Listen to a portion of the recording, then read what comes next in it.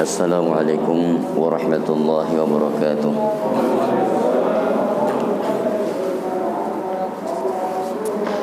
Bismillah, alhamdulillah, wassalatu wassalamu ala rasulillah wa ala alihi wa ashabihi wa mawalah wa man tabi'ahum bi ihsanin ila yaumil qiyamah. Qala Allah tabaraka wa ta'ala, ya ayyuhalladzina amanu taqullaha haqqa tuqatih wa la tamutunna illa wa antum muslimun. Wa qala an-nabiy sallallahu alaihi wasallam, fa inna asdaqal hadithi kitabullah wa khairal hadi hadi Muhammadin sallallahu alaihi wasallam wa syarrul umuri muhdatsatuha fa inna kulla muhdatsatin bid'ah wa kulla bid'atin dhalalah wa kulla dhalalatin finnar. Amma ba'du. Bapak Ibu sekalian yang semoga senantiasa dirahmati Allah Subhanahu wa taala. Alhamdulillah, di kesempatan pagi hari ini kita berbagi-bagi di dalam memulai aktivitas kita dengan menuntut ilmu. Di mana disebutkan Nabi sallallahu alaihi wasallam, man salaka thariqan yaltamisu fihi ilman sahalallahu lahu bihi thariqan ilal jannah. Siapa yang menempuh suatu jalan untuk menuntut ilmu, maka Allah akan mudahkan baginya jalan menuju surga. Ini luar biasa hadis ini. Jadi yang Allah nilai perjalanan kita, Pak. Perjalanan kita menuju majelis ilmu itu akan menjadi jalan menuju surga. Kenapa? Bukan ada dua hal yang perlu kita perhatikan dalam hadis ini. Yang pertama, jika perjalanannya saja ya menjadi jalan menuju surga, lalu bagaimana dengan majelis tersebut? Berarti akan berpeluang untuk mendapatkan surga lebih besar.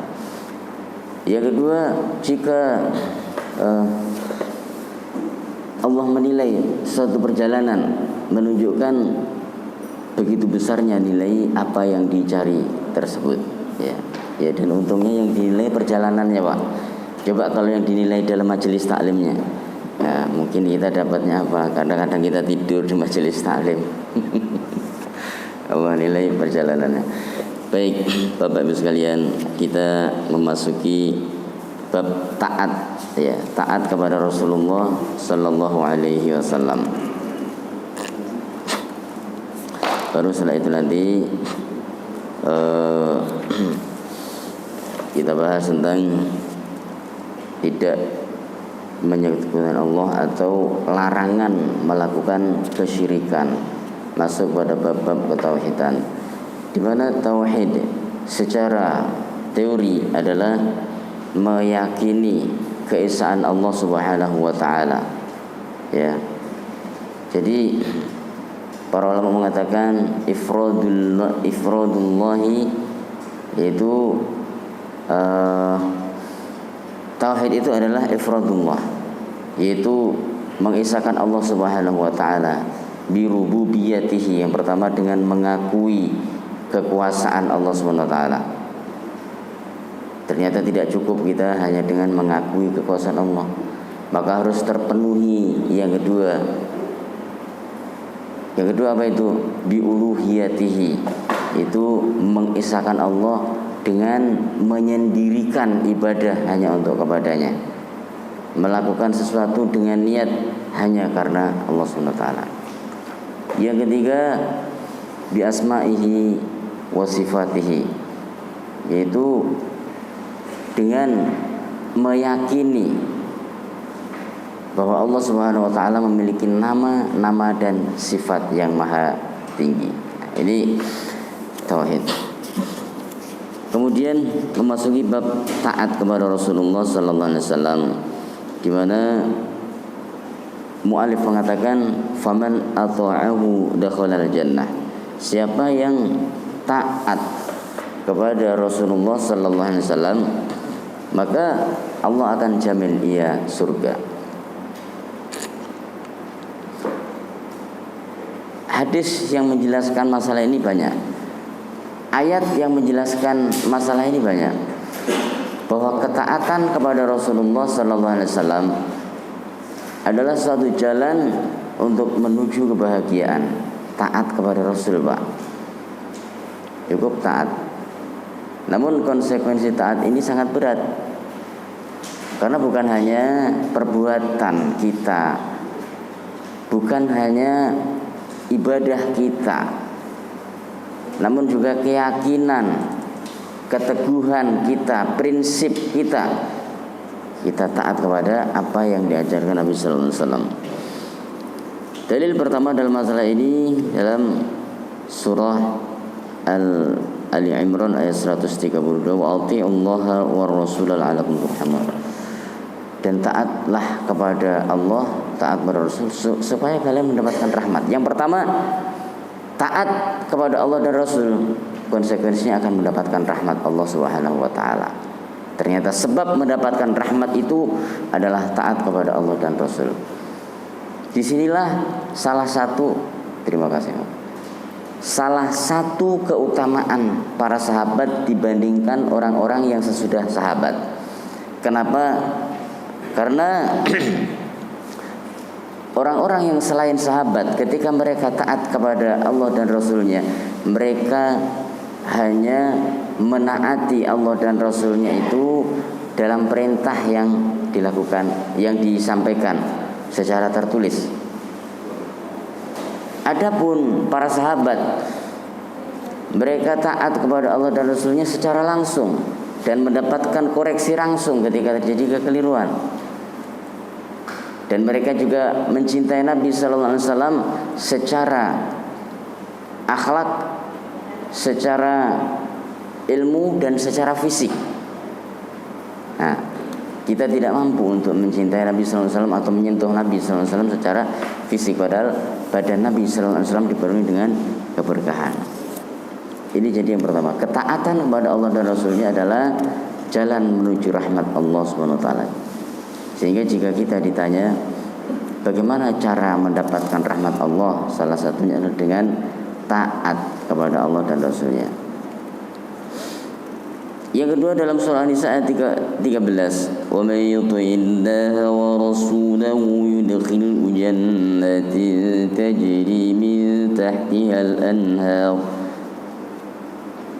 Sebab masuk surga. Nah ini Pak, salah satu sebab mendapatkan surga adalah dengan cara menaati Allah dan Rasulnya. Dalilnya surah An-Nisa ayat 13. Siapa yang taat kepada Allah dan Rasulnya, yudkhilhu jannat, maka Allah akan jamin memasuki surga. Ya. Tajri min tahtil anhar. Ada visualisasi tentang surga yang dijelaskan Allah Subhanahu wa taala. Ya, di sini bahwa di dalam surga itu ada sungai yang mengalir. Perbedaannya sungai surga yang mengalir itu dengan sungai kita Pak di dunia. Sungai surga itu bersih dan bisa diminum airnya. Ya. Siapa yang meneguk satu teguk saja, maka dia tidak akan haus untuk selamanya. Yaitu sungai surga. Sungai di sini apakah bisa diminum? Ya mungkin bisa, Pak. Tapi belum pernah nyoba. Dulu waktu kita masih kanak-kanak mungkin sering minum air kali. Ketika mandi di kali, kemudian renang latihan, nah di situ. Apakah enak, Pak? Ya begitu rasanya. Khalidina fiha, bahkan dia akan kekal di surga. Subhanallah, Pak. Salah satu sebab seseorang kekal di dalam surga adalah dengan taat kepada Allah dan Rasulnya. Ini luar biasa. Faedah ketiga dalam ayat ini adalah wadzalikal fawzul azim. Ya, suatu keberuntungan yang sangat besar, kemenangan yang sangat besar adalah dengan taat kepada Allah dan Rasulnya. Nah, siapa yang ingin mendapatkan kemenangan besar, maka adalah ia taat kepada Allah dan Rasulnya.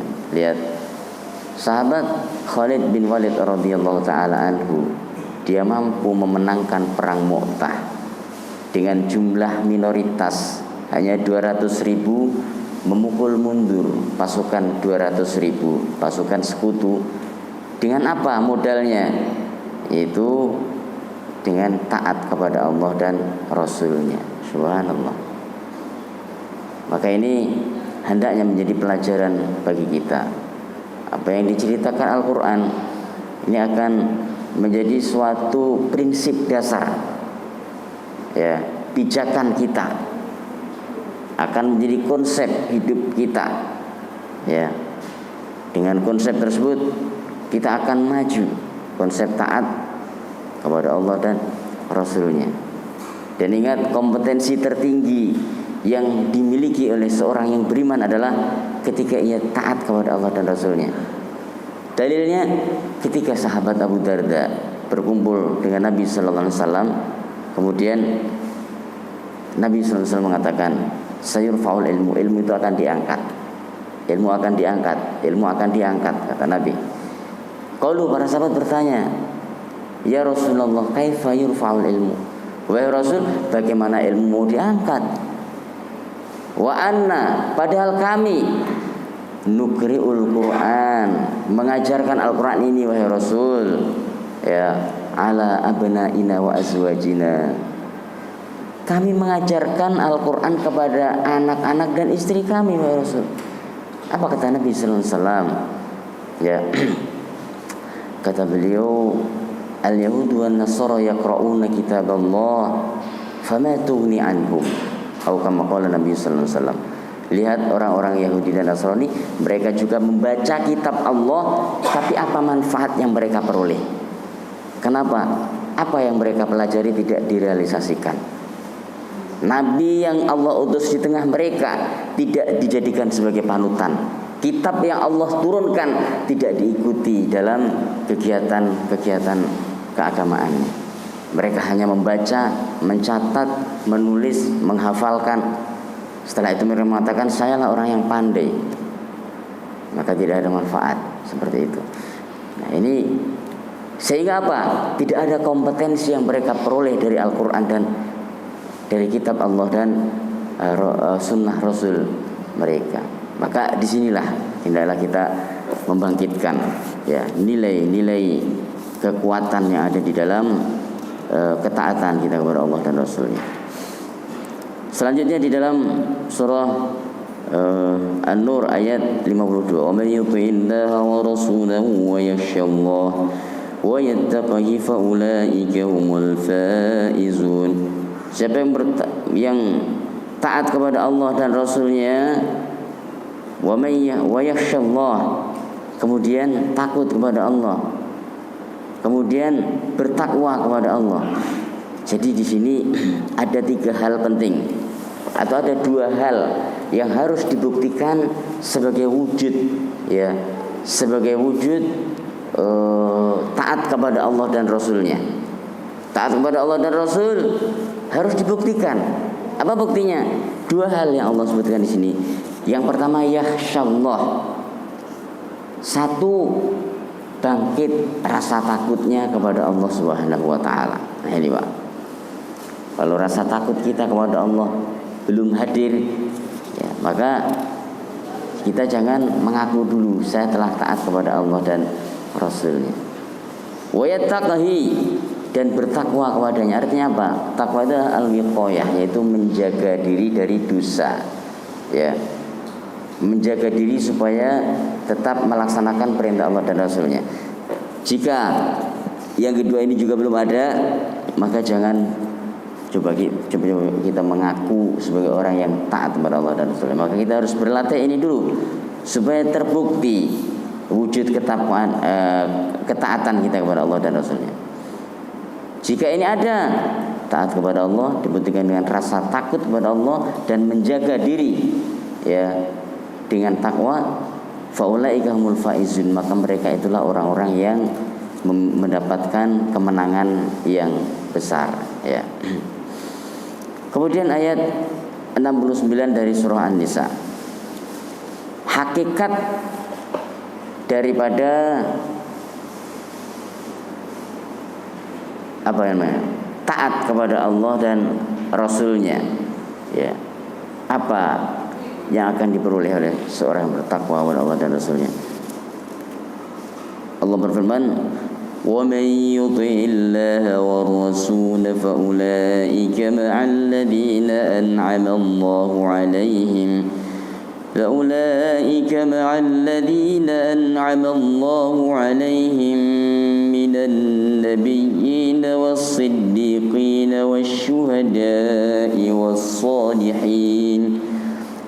والرسول أولئك رفيقا.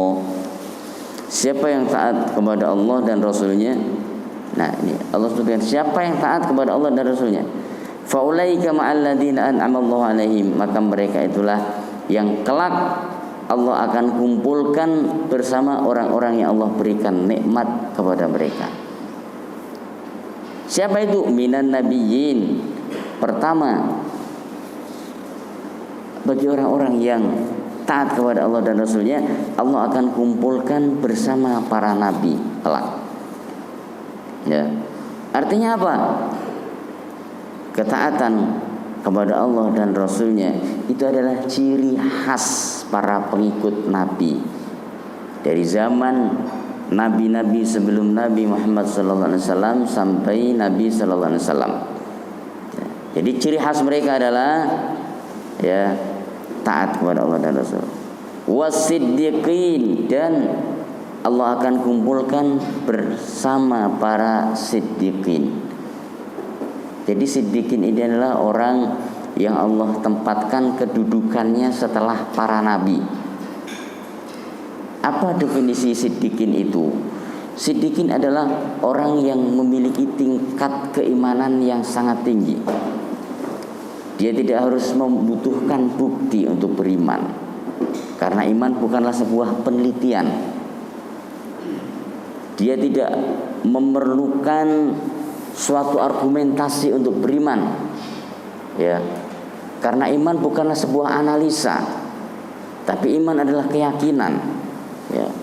Dia tidak membutuhkan pengikut untuk beriman, karena iman bukanlah sebuah propaganda, tapi iman itu adalah suatu keyakinan yang kokoh. Ya, inilah para siddiqin. Sehingga sahabat Abu Bakar radhiyallahu taala anhu dijuluki dengan nama As-Siddiq, gitu, Pak. Dijuluki dengan nama As-Siddiq. Kenapa? Ya karena kokohnya prinsip keyakinan yang ada pada beliau. Ya. Prinsip dasar keimanan itu dasarnya apa? Ya beriman, yakin bahwa apa yang disampaikan itu benar. Hal ini dibuktikan dalam beberapa kisah beliau.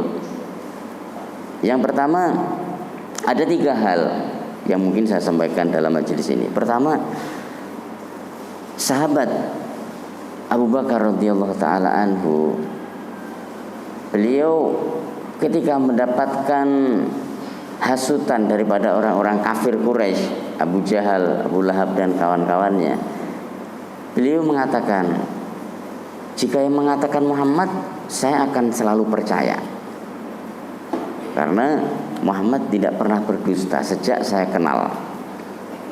Nah, jadi itu ciri khas orang beriman itu, Pak. Kredibel, dia amanah, bisa dipercaya. Maka dengan ini bukti wujud keimanan, sehingga tidak ada alasan lain bagi Abu Bakar untuk menolak. Kenapa? Karena kredibilitas yang ada pada Rasulullah SAW, ya, dan kekuatan prinsip pada Abu Bakar. Ini pertama. Yang kedua, mungkin kita bisa melihat kembali sejarah tentang sahabat Abu Bakar radhiyallahu taala anhu. Ketika terjadi peristiwa Isra Mi'raj, subhanallah, ini sebagai bahan yang diandalkan oleh orang-orang kafir Quraisy untuk menghasut orang-orang Mekah pada zaman itu, termasuk Abu Bakar. Ketika dikatakan, wahai Abu Bakar, sekarang apakah kamu masih ada alasan untuk percaya kepada Muhammad? Kamu bilang dia tidak pernah berdusta, tapi dalam waktu 1 malam dia mampu ke Masjidil Aqsa. Ya. Padahal perjalanan ke Masjidil Aqsa dari Masjidil Haram dengan onta bisa ditempuh sampai 1 bulan. Mungkinkah kamu percaya? Ya. Apa kata sahabat Abu Bakar radhiyallahu taala anhu? Kata beliau, walaupun hal yang lebih mustahil menurut kalian daripada ini, jika yang mengatakan Muhammad, saya akan tetap percaya. Masya Allah, Pak. Apa yang mengatakan Abu Bakar seperti itu? Yang menyebabkan Abu Bakar berbicara seperti itu? Iman, ya. Iman. Sehingga keimanan itu ya akan melahirkan sebuah ketaatan yang besar sekali, iman. Kemudian kisah yang lain lagi, jawaban Abu Bakar ketika orang lain mengatakan impossible, Nabi sallallahu alaihi wasallam menginformasikan tentang Isra Mi'raj. Kata Abu Bakar, kalian lihat Ka'bah itu berwarna apa? Apa Pak warna itu? Ka'bah itu hitam. Dari zaman dulu sampai sekarang ya, hitam. Dari zaman Nabi sallallahu alaihi wasallam maksudnya, Ka'bah berwarna hitam. Maka kata Abu Bakar, lihatlah oleh kalian, bukankah Ka'bah itu berwarna hitam? Benar, kata orang-orang kafir Quraisy. Kemudian selanjutnya kata Abu Bakar, jika seandainya Muhammad mengatakan bahwa Ka'bah itu berwarna putih, maka Abu Bakar tidak ada alasan lain kecuali untuk percaya. Kenapa seperti itu wahai Abu Bakar? Ya, karena Muhammad adalah orang yang benar, dan saya akan mengatakan bahwa mata Abu Bakar telah berdusta kepada Abu Bakar. Yang benar adalah Muhammad yang mengatakan bahwasanya Ka'bah itu berwarna putih. Seperti itulah nilai keimanan yang ada pada sahabat Abu Bakar radhiyallahu taala. Tidak seperti manusia sekarang. Ketika disodorkan sebuah dalil, mana buktinya? Apa pemahamannya? Siapa saja orang yang telah berdalil dengan ini? Orang-orang yang hebat saja tidak menggunakan dalil ini. Kita hantam Al-Quran dengan pemahaman seorang yang rendah pola pikirnya. Maka ini menunjukkan lemahnya akidah seseorang ini, Pak. Ya. As-siddiqin wasyuhada. Golongan ketiga adalah asyuhada, yaitu orang-orang yang syahid di jalan Allah Subhanahu wa taala. Ya. Artinya syahid itu adalah orang yang gugur ya di jalan Allah Subhanahu wa taala. Mungkin saya pernah cerita bagaimana syahid tersebut, seorang yang menyaksikan sebuah peperangan. Sehingga orang-orang yang mati syahid ini, Pak, dia tidak akan mendapatkan siksa kubur. Dia akan masuk surga dengan tanpa hisab. Nabi sallallahu alaihi wasallam menjelaskan alasan tersebut. Ya, kata beliau, kenapa orang-orang yang mati syahid tidak disiksa kubur? Kafa bibariqatis suyuf, kata Nabi. Cukuplah kilatan-kilatan pedang itu menjadi hal yang sangat menakutkan ketika orang-orang lain takut dan dia tidak takut menghadapinya. Maka dengan itulah kemudian Allah akan bebaskan kama qala Nabi sallallahu alaihi wasallam. Asyhada. Namun syuhada ini nilainya ternyata masih di bawah as-siddiqin. Ya. Kemudian wasolihin, dan orang-orang yang soleh. Ya, ini adalah tingkatan ya kebaikan yang ada pada manusia. Yang pertama di sana oleh para nabi, kemudian yang kedua oleh para siddiqin, orang yang paling kuat imannya, ketiga oleh para syuhada, yang keempat para solihin. Selanjutnya penghujung ayat ini Allah sebutkan wa hasuna ulaika rafiqa, dan mereka itulah teman yang sebaik-baiknya. Maka hendaklah kita berteman dengan mereka. Kita tidak mampu berteman dengan para nabi di dunia karena mereka memang sudah tidak ada. Namun kita mampu mencontoh ya karakter para nabi. Kita mempelajari sejarah mereka. Bagaimana para nabi itu? Bagaimana dalam ibadah mereka? Bagaimana dengan muamalah mereka? Bagaimana dengan akhlak mereka? Bahwa para nabi adalah orang-orang yang selalu mencari dan menyebarkan kebaikan. Maaf mereka lebih besar daripada keinginan untuk membalas dendam ketika mereka dizalimi. Nah, seperti inilah para nabi itu, Pak. Ya, sehingga mereka orang-orang yang terbaik. Selanjutnya dalil tentang ketaatan kepada Allah dan Rasulnya dalam surah Al-Ahzab ayat 71. Di dalam ayat yang sering kita dengar, ya, yaitu pada ayat 70 surah Al-Ahzab di dalam muqaddimah, ya ayyuhalladzina amanu taqullaha wa qulu qawlan sadida. Wahai orang-orang yang beriman, ittaqullah, taatlah, takutlah kepada Allah, bertakwalah kepada Allah. Setelah bertakwa kepada Allah, wa qulu qawlan sadida, dan berucaplah dengan ucapan yang baik. Apa yang terjadi setelah itu? Bertakwa dan berkata yang baik. Yang pertama, yuslih lakum a'malakum. Ya, yang Allah akan berikan, ya, ganjaran yang Allah akan berikan ketika seorang bertakwa dan berkata yang baik. Yang pertama, yuslih lakum a'malakum. Allah akan jadikan amal orang tersebut menjadi amal yang baik. Perbuatan orang tersebut akan dijadikan sebagai perbuatan yang baik. Itu wujud daripada ketakwaan, ya, dan ucapan-ucapan yang baik, kalimat thayyibah. Maka bisa kita jika ada menggunakan mafhum mukhalafah, ya, pemahaman daripada ini ayat tersebut, jika seseorang perbuatannya cenderung kepada yang buruk, bisa jadi karena ketakwaannya belum benar. Karena ayat ini mengatakan dengan ketakwaan, dengan ucapan yang baik, yang lurus, ya, ucapan yang bertauhid, maka Allah akan jadikan amalnya amal yang baik. Wa yaghfir lakum dzunubakum, dan akan menjadi penghapus dosa. Ya, akan menjadi penghapus dosa. Artinya apa? Ketakwaan dan ucapan-ucapan yang baik itu akan menjadi penghapus dosa, ini Pak. Di penghujung ayat, apa Allah berfirman ayat 17 ini, wa may yuti'illaha wa rasulahu faqad faza fawzan 'azima. Siapa yang taat kepada Allah dan Rasulnya, maka sungguh dia telah beruntung dengan atau mendapatkan kemenangan yang sangat besar. Jadi sangat erat sekali korelasi antara ketaatan kepada Allah dan Rasulnya, kemudian ketakwaan, kemudian perbuatan yang baik, ucapan-ucapan yang baik. Ya, tidak bisa dipisahkan. Saya berakidah, tapi ucapannya tidak terjaga. Oh, saya selalu berakhlak baik kepada orang, berarti saya ini telah berakidah. Belum tentu. Ya, karena akidah adalah masalah keyakinan. Ya, jadi seperti itu harus sekalian.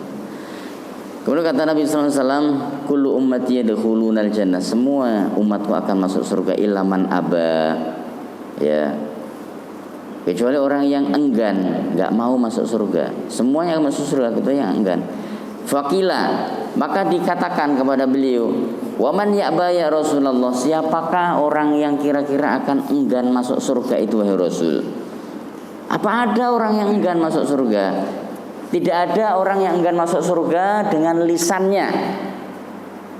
Tapi banyak manusia yang enggan masuk surga dengan perbuatan-perbuatan. Ditanya, siapa yang enggak mau masuk surga? Tidak ada. Siapa yang mau masuk surga? Semuanya angkat tangan. Tapi wujudnya bagaimana? Ya, konsekuensi seorang yang mengucapkan bahwa dia ingin masuk surga, ya, dijamin oleh Allah SWT melalui lisan Nabi sallallahu alaihi wasallam. Qal, kata Nabi sallallahu alaihi wasallam, man ata'ani dakhalal jannah. Gampang untuk masuk surga. Siapa yang taat kepadaku, maka dia dijamin surga. Luar biasa, Pak. Siapa yang taat kepadaku, maka dia dijamin surga, kata Nabi sallallahu alaihi wasallam. Wa man asani dakhalan nar. Siapa yang durhaka kepadaku, maka dia diancam dengan neraka, ya. Diancam, Pak. Kenapa? Karena ketika seseorang melakukan dosa, selama dosa tersebut belum kesyirikan, maka itu para ulama Ahlus Sunnah wal Jamaah mengatakan tahta masyiatillah, ya, tergantung apa yang Allah kehendaki. Jika Allah menghendaki dia masuk neraka, masuk. Jika Allah menghendaki dia diampuni, diampuni. Nah, Jadi kunci masuk surga diantaranya adalah dengan taat kepada Allah dan Rasulnya. Lalu bagaimana dengan kalimat tauhid? Ya, yang disebutkan man kana akhiru kalamihi man kana akhiru kalamihi la ilaha illallah dakhalal jannah. Siapa yang ucapan terakhirnya ya la ilaha illallah, maka dia dijamin dengan surga. Nah, itu sehingga disebutkan miftahul jannah la ilaha illallah. Kunci surga itu la ilaha illallah. Apakah ada korelasinya dengan hadis sebelumnya? Ada, Pak. Ya. Seorang tidak akan mampu mendapatkan kalimat la ilaha illallah ketika dia tidak taat kepada Allah dan Rasulnya. Karena pada dasarnya kalimat la ilaha illallah tersebut adalah sebuah hadiah. Imam Az-Zuhri adalah salah satu rawi Imam Bukhari. Bukan hanya ahli hadis, namun beliau juga seorang ahli Al-Quran. Imam Nafi Al-Madani, imam pertama di dalam qiraat Asyarah, salah satu guru Qur'annya itu adalah Imam Az-Zuhri. Ya, Ibnu Syihab Az-Zuhri, rawinya Imam Bukhari. Ketika beliau hendak wafat,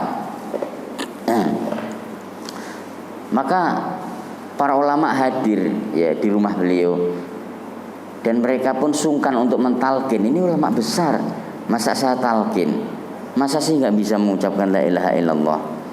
Nah, mungkin begitu. Dan mereka ingin menerapkan sunnah. Akhirnya karena mereka ini ingin menalkin, maka talkin gaya para ulama pun digunakan di sana. Mereka menyebutkan hadis tentang ini, disebutkan sanadnya.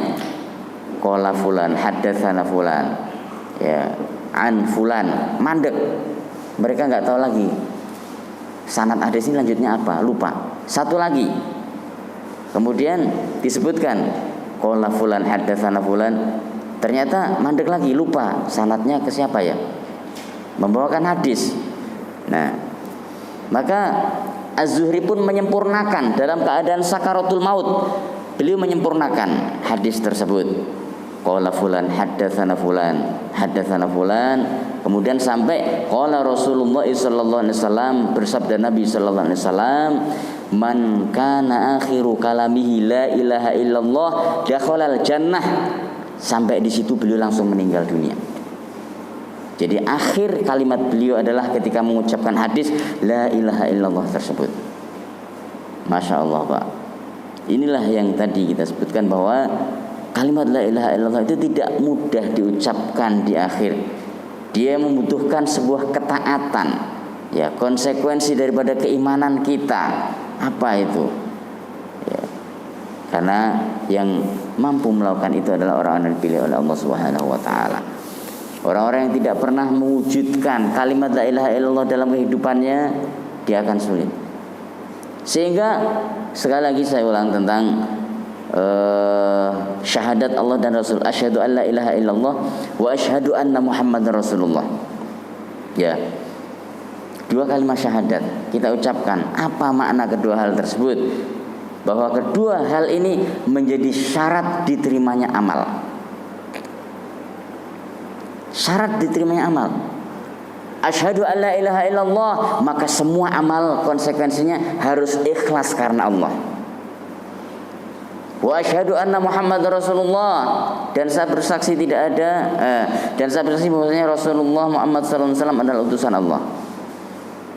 Konsekuensinya apa? Syarat amal yang kedua, yaitu amal kita ini tidak akan diterima oleh Allah kecuali mencocoki atau mencontoh Nabi Sallallahu Alaihi Wasallam. Sudah kita ucapkan syahadatnya. Setiap sholat sekurang-kurangnya kita baca ya sekali saja, itu sekali itu hanya dalam sholat subuh aja, Pak. Selain itu berapa kali, Pak? 2 kali kita membaca kalimat syahadat, ya nggak, Pak? Kecuali sholat subuh. Nah, ini pula yang menjadi amalan itu kan yang penting baik, banyak kita lakukan. Tidak bisa Kita nambah, misalkan dalam sholat subuh ini kan cuma sekali syahadat kita tambahin satu lagi biar 2. Boleh nggak Pak? Maka tidak boleh. Ya, karena asal daripada amal ibadah, ya, al aslu fil ibadah mamnu. Asal daripada ibadah itu adalah terlarang. Hatta dalla alaihi dalilun an masyru'iyatihi, sehingga ada dalil yang mensyariatkan ibadah tersebut. Ya. Kembali, itulah konsekuensi daripada ketaatan kepada Rasulullah sallallahu alaihi wasallam. Kemudian mu'alif mengatakan waman asahu dakhalan nar, siapa yang durhaka kepada Nabi sallallahu alaihi wasallam maka diancam dengan neraka. Ini juga hak benar berdasarkan Allah dari dalam surah Nisa ayat 14. Wa may ya'sillaha wa rasulahu wa yata'adda hududah yudkhilhu naran khalidan fiha wa lahu 'adzabun muhin. Wa may ya'sillaha wa rasulahu, siapa yang durhaka kepada Allah dan Rasulnya, ya, siapa yang durhaka kepada Allah dan Rasulnya, wa yata'adda hududahu, dan melanggar ketentuan-ketentuannya. Nah ini Pak, ketentuan Allah dilanggar, ya, larangan Allah dan Rasulnya dilanggar, yudkhilhu naron, maka dia diancam masuk neraka. Tidak tanggung-tanggung, khalidan fiha, kekal Pak di dalamnya. Subhanallah. Walahu adzabun muhin, dan dia akan mendapatkan azab yang sangat menghinakan. Jadi Al-Quran nanti akan menginformasikan kepada kita ada azab yang azabun azim, azab yang sangat besar sekali. Artinya apa?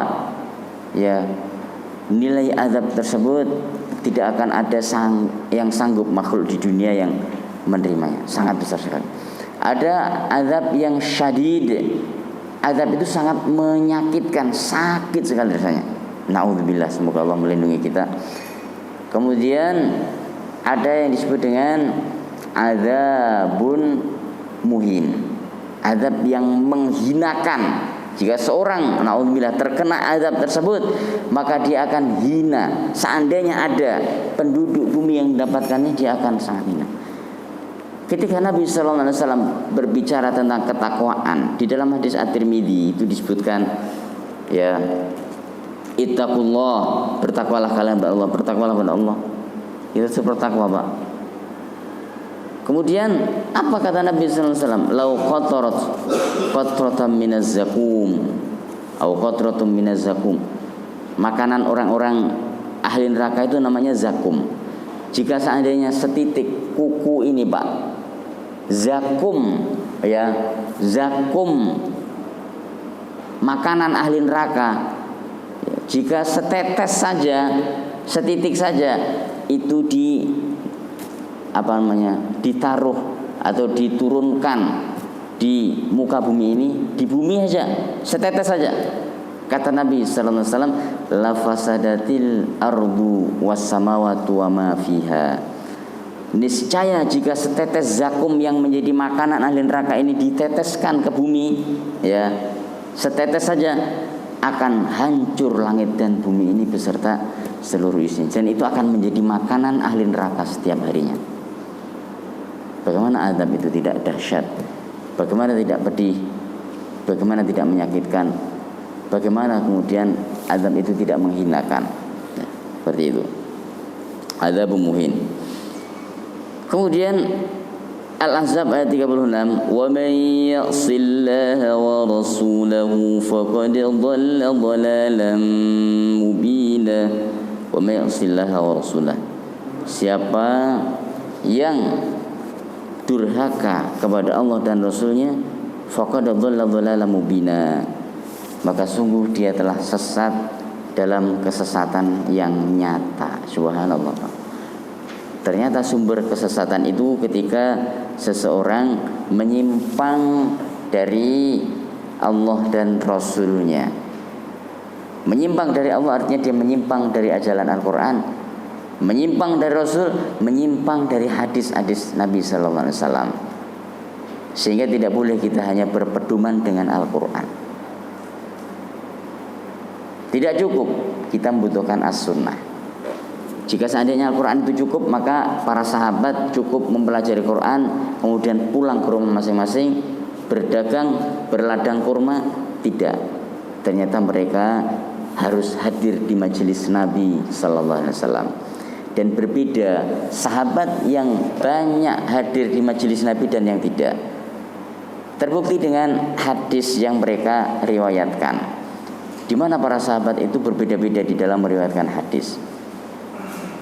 Kalau kita ingin melihat bagaimana kualitas ibadah, ilmu, amal para sahabat yang banyak meriwayatkan hadis, kita lihat dulu sahabat yang sedikit meriwayatkan hadis, Pak.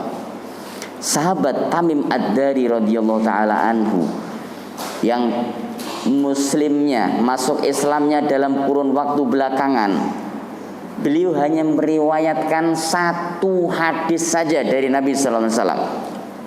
Ya.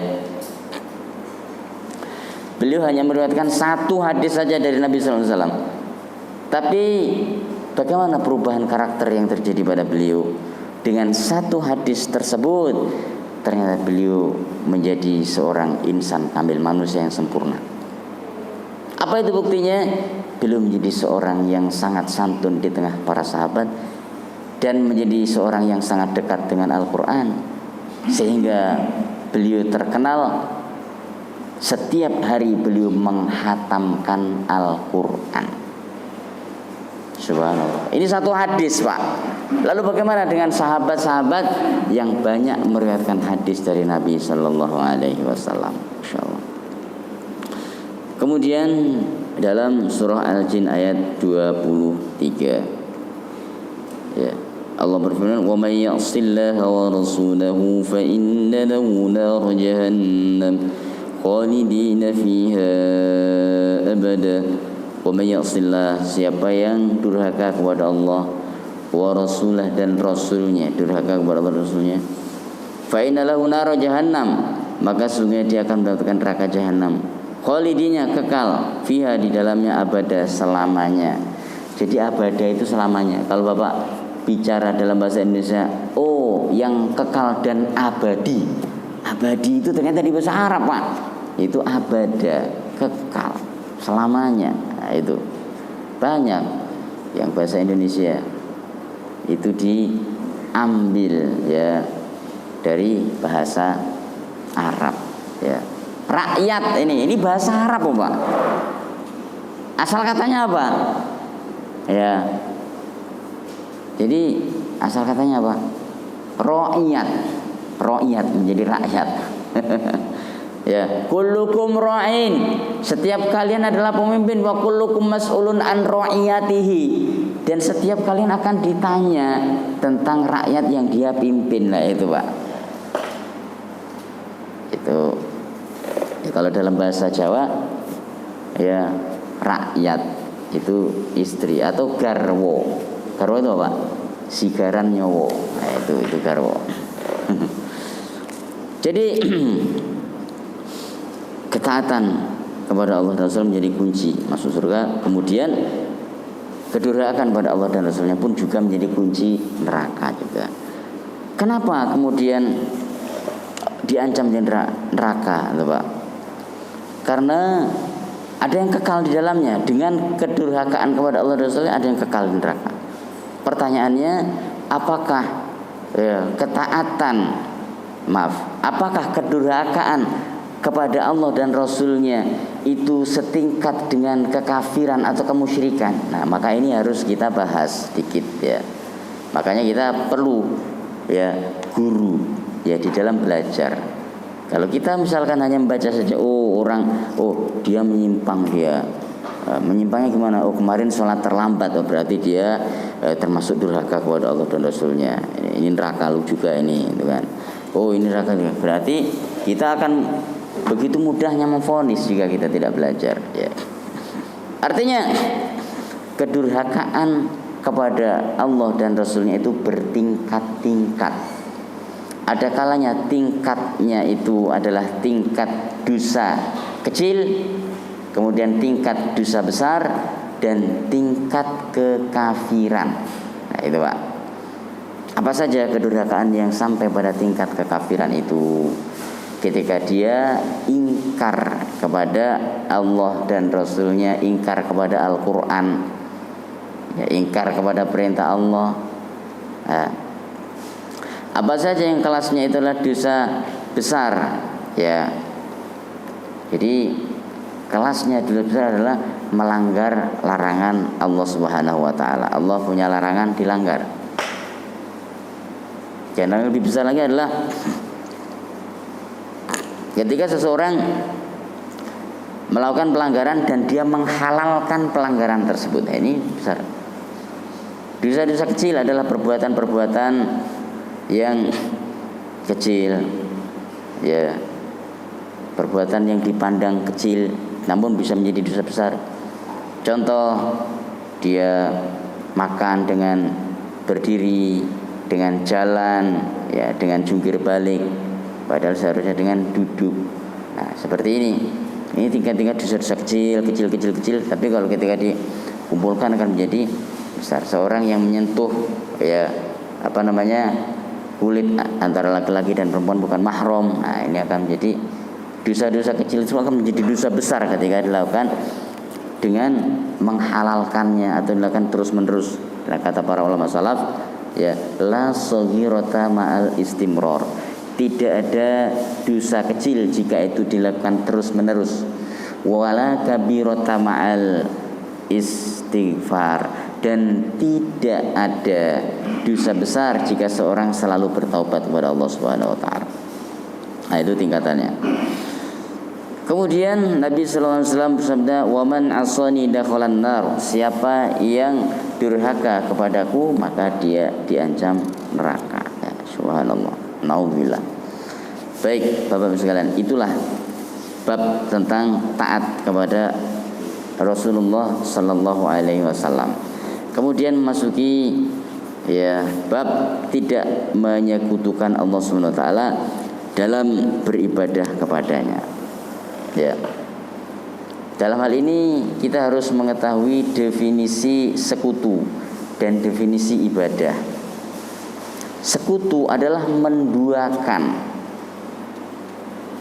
Ini akan menjadi suatu dosa besar dan aib di dalam keimanan ketika disandarkan kepada Allah Subhanahu wa taala. Namun jika disandarkan kepada manusia, antara manusia dengan manusia, antara makhluk dengan makhluk, maka dia akan menjadi baik. Contoh, persekutuan antara fulan dan fulan untuk bersinergi, maka ini baik. Kenapa? Karena mereka ini bersinergi. Tapi persekutuan seorang, ya, yang mempersekutukan Allah, maka ini adalah suatu dosa yang sangat besar sekali, ya. Syirkah, ya, persekutuan. Bahasa Indonesianya apa? Perseroan terbatas, syirkah, PT, perusahaan, itu Pak.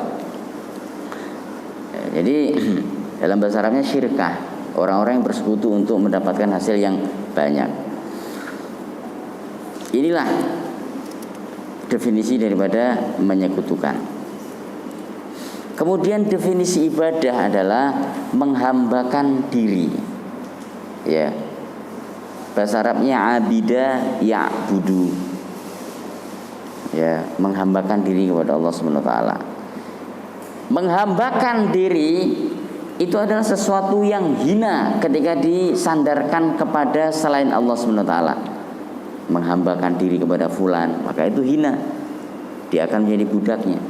Tapi menghambakan diri kepada Allah, itu akan menjadi mulia. Kenapa? Karena Allah adalah zat yang maha mulia, ya. Apapun yang disandarkan kepada Allah, maka dia akan menjadi mulia. Contoh, Abdullah, hamba Allah Subhanahu wa taala.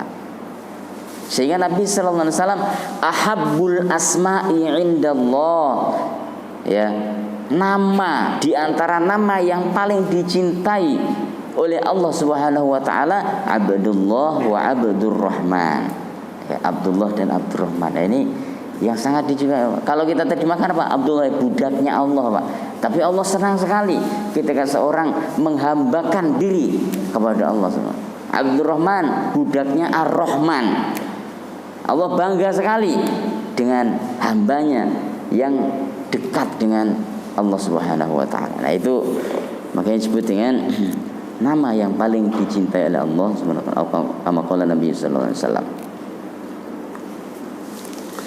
Maksudnya adalah masalah kedua yang wajib kita ketahui adalah bahwasanya Allah tidak ridho jika ia disekutukan dengan sesuatu dalam beribadah kepadanya. Nah, seperti tadi konsekuensi la ilaha illallah, ikhlas, memurnikan. Definisi ikhlas itu adalah memurnikan segala niat karena Allah dan untuk Allah Subhanahu wa taala, Pak. Jadi ketika ada niat lain maka disitulah ada sekutu berarti. Hanya Dia, Allah Subhanahu wa taala sematalah yang berhak untuk diibadahi. Allah yang berhak untuk diibadahi. Dalil hal ini adalah sebagaimana disebutkan penulis, yakni firman Allah di dalam surah Al-Jin ayat 18. Wa annal masajida lillahi fala tad'u ma'allahi ahada. Dan bahwasanya al-masajid, masjid-masjid itu lillahi adalah untuk Allah, yaitu untuk beribadah kepada Allah saja. Fala tad'u ma'allahi ahada. Janganlah kalian menyeru seorang pun, janganlah kalian berdoa kepada siapapun selain Allah atau bersama ketika kalian beribadah kepada Allah Subhanahu wa taala. Jadi hanya Allah yang kita tuju ketika kita datang ke masjid. Sehingga semua unsur kesyirikan itu harus dihilangkan. Ini ayat ini juga menunjukkan terlarangnya kesyirikan itu, Pak. Ya, masjid, tempat yang sangat mulia, ya, tempat sujud kita kepada Allah, tempat kita ibadah kepada Allah, tidak boleh ada unsur kesyirikan sedikit pun di dalamnya. Kemudian Allah melarang manusia menyembah seorang di samping menyembah Allah. Apakah ada seperti itu? Jadi dulu pada zaman nabi-nabi sebelumnya, di antaranya adalah Nabi Nuh alaihi salatu wassalam, atau sebelum zaman Nabi Nuh itu ada orang-orang soleh yang kemudian meninggal dunia. Ketika orang-orang soleh tersebut meninggal dunia, maka mereka mengabadikan nama-nama orang soleh, gambar orang soleh tersebut di masjid-masjid mereka. Nah ini, Pak, menggambar orang soleh digambar. Ketika generasi berganti, ya, terjadi regenerasi dengan periode berikutnya, setan pun bisikin, ini kan tradisi orang tua kalian dulu, yaitu menggambar orang-orang soleh. Setan bisikin, kalau kalian pengen lebih mantap, jangan cuman digambar, tapi dibikin patung. Maka patung pun ditaruh di depan ibadah mereka. Kenapa? Karena mereka merasa nyaman jika beribadah kepada Allah ada patung orang-orang soleh. Tanpa mereka sadari, ternyata patung adalah tempat persembunyian makhluk-makhluk gaib, ya, Pak. Patung tempat persembunyian daripada jin-jin yang jahat, ya, karena mereka kemudian punya tempat tinggal di sana. Maka hendaklah kita jangan memelihara patung. Nah, ini yang dilakukan oleh syaitan terhadap generasi-generasi berikutnya. Dan Allah tidaklah melarang sesuatu kecuali karena ia tidak ridho terhadapnya. Jadi larangan Allah itu karena Allah tidak ridho. Kenapa? Karena ada unsur kesyirikan. Allah SWT berfirman, in takfuru fa innallaha ghaniyun ankum. Jika kalian itu kafir, ingkar, maka Allah itu tidak butuh kepada kalian. Artinya apa? Ayat ini diterjemahkan atau ditafsirkan oleh sebuah hadis inni aghna 'anis syuraka. Dalam hadis qudsi, sesungguhnya aku, kata Allah Subhanahu wa taala, tidak membutuhkan sekutu-sekutu. Ya. Dan bukan berarti ketika manusia kafir Allah tidak membutuhkan, dan ketika manusia muslim kemudian Allah membutuhkan. Tidak, tetap Allah tidak membutuhkan satupun makhluknya, tapi makhluknya lah yang butuh kepada Allah Subhanahu wa taala. Wala yarda li'ibadihil kufr, dan Allah tidak ridha dengan kekufuran atau kekafiran atau keingkaran daripada hamba-hambanya. Wa in tashkuru yardahu lakum, dan jika kalian bersyukur maka yardahu lakum, Allah Subhanahu wa taala akan ridho. Bapak Ibu sekalian, mungkin kita bingung kenapa ya kata kafir di sini Allah menjadikan lawannya syukur, itu kan. Kok lawannya bukan Islam di sini? Kekafiran di sini lawannya apa itu? Syukur ternyata. Maka di sini Allah menjelaskan salah satu, atau ada tiga, sekurang-kurangnya ada tiga hal yang kita bisa ambil dari ayat ini. Yang pertama, Allah hendak menjelaskan tentang jenis-jenis kekufuran, bahwasanya ada kufur nikmat, ya. Orang mengingkari nikmat Allah Subhanahu wa taala, dia tidak bersyukur kepada Allah Subhanahu wa taala, maka dia akan menjadi orang yang kafir nikmat, ya. Yang kedua, Allah Subhanahu wa taala hendak menjelaskan bahwasanya kekafiran tersebut efeknya akan menghilangkan ridho Allah Subhanahu wa taala. Akan hilang ridho Allah dengan keingkaran seseorang. Maka hati-hati kita. Jangan sampai kita mengingkari kebaikan, mengingkari benar, karena ridho Allah akan dicabut. Yang ketiga, wa in tashkuru yardahu lakum. Salah satu sebab untuk mendatangkan ridho Allah Subhanahu wa taala adalah dengan banyak bersyukur kepadanya. Bersyukur. Salah satu cara untuk mendatangkan, untuk mengundang ya ridho Allah itu kita undang. Kalau para ahli hikmah mengatakan, ya, kalian tidak akan sanggup untuk menangkap burung itu dan mengejarnya, karena burung itu memiliki sayap dan kalian tidak memilikinya. Kejarlah dia, maka kalian akan lelah dan payah sebelum mendapatkannya. Jika kalian ingin mendapatkan burung, tidak perlu kalian bersusah payah. Cari makanan yang paling disukai burung, taruh di tangan kalian, maka dia akan datang, dan ketika dia datang kalian tinggal memegangnya saja. Maka untuk menggapai kebaikan-kebaikan itu kita memiliki jalan. Menggapai ridho Allah Subhanahu wa taala, kita memiliki jalan. Jalannya apa Allah tunjukkan? Banyak bersyukur kepada Allah Subhanahu wa taala. Nah, ini Pak, di antaranya Az-Zumar ayat 7.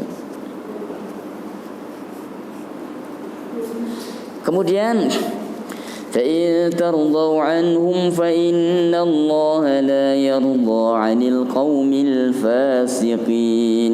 Nah ini Pak, berkaitan dengan tidak menyekutukan Allah dalam beribadah padanya.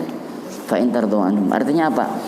Kita harus menyempurnakan keimanan kita dengan cara apa?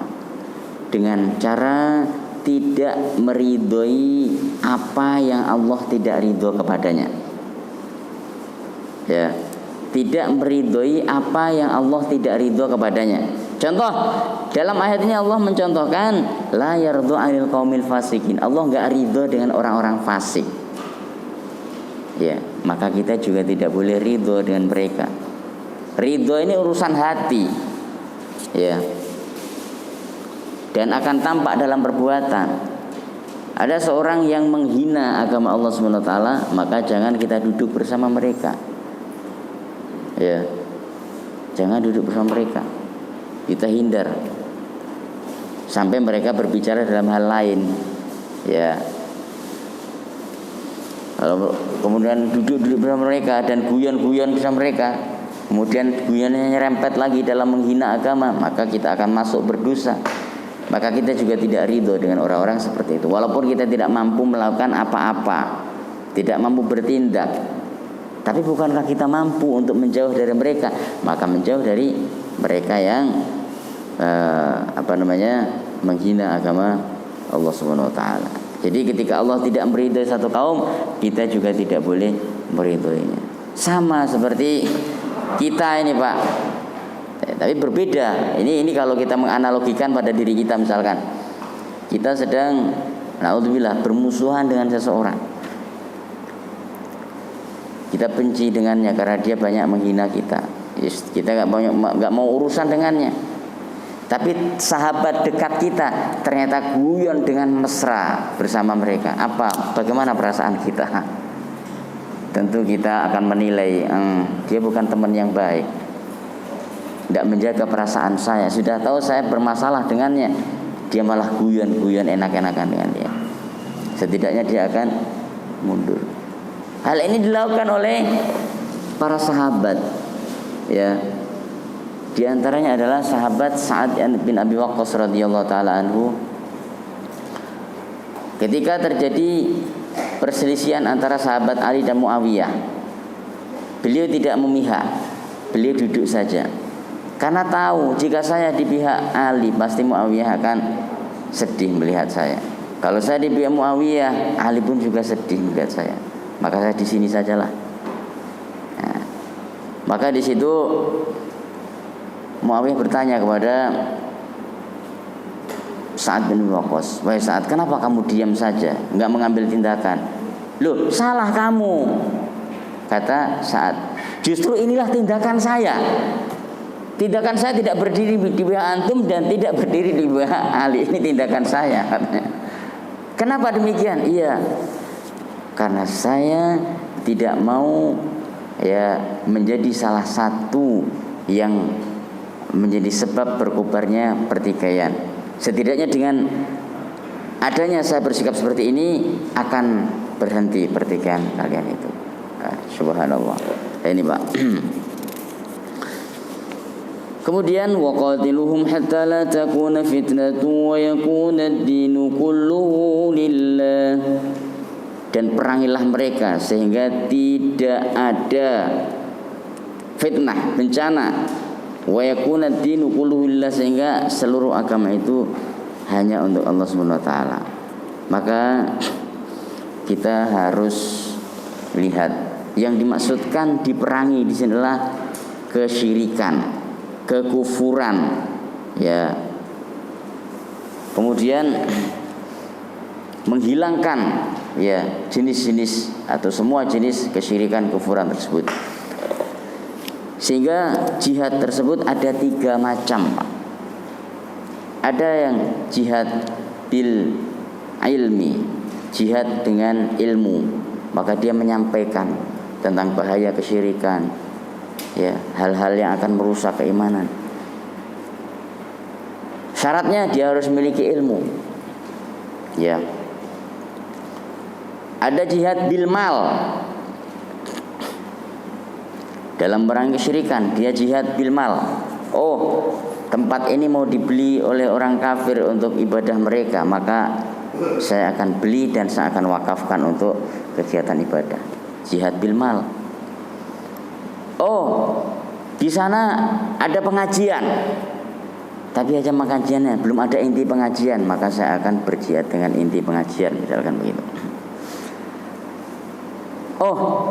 Di sana ada orang-orang yang membutuhkan fasilitas untuk belajar, maka diberikan, sehingga mereka pun ini jihad. Yang ketiga, jihad bin nafsi, dengan angkat senjata. Ini ada syarat khususnya, Pak. Tidak sembarangan itu.